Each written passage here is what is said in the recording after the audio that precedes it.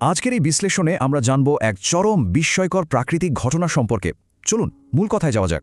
বছরে 11,000 মিলিমিটার মেঘালয়ের চেরাপুঞ্জিতে রেকর্ড হওয়া এই অবিশ্বাস্য পরিমাণ বৃষ্টিপাত কিন্তু সত্যি চমকে দেওয়ার মতো।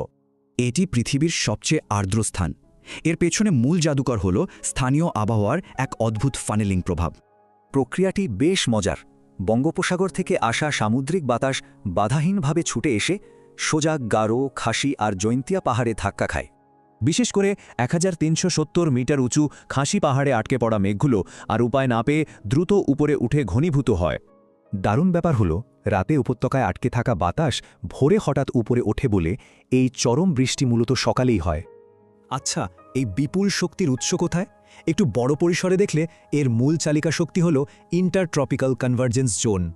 ওদিকে 5,000 মিটার উঁচু বিশাল তিব্বতীয় মালভূমি তীব্র উত্তপ্ত হয়ে একটা বিশাল চুম্বকের মতো সামুদ্রিক বাতাস কেটে নিয়ে আনে। তাছাড়া মে মাসে হিমালয়ের দক্ষিণের জেট স্ট্রিম হঠাৎ সরে গেলে বায়ুমণ্ডলে এক বিশাল শূন্যতা তৈরি হয়, যা বৃষ্টি নামায়।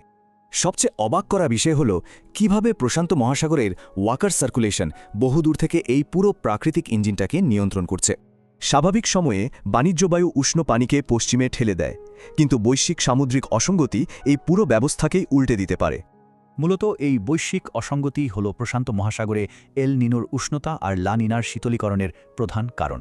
এল নিনো পেরুর উপকূলের পানিকে উষ্ণ করে তোলে, ফলে ভারতীয় মৌসুমি বায়ু মারাত্মক দুর্বল হয়ে খরা ডেকে আনে। অন্যদিকে লা নিনা ঠিক তার উল্টোটা করে। এটি বাণিজ্য বায়ুকে আরও শক্তিশালী করে দক্ষিণ পূর্ব এশিয়ায় প্রবল মৌসুমি বৃষ্টি ঘটায়। তবে এর বাইরেও বেশ কাছাকাছি থাকা আরেকটা গুরুত্বপূর্ণ প্রভাবক রয়েছে, আর তা হল ইন্ডিয়ান ওশান ডাইপোল বা আইওডি।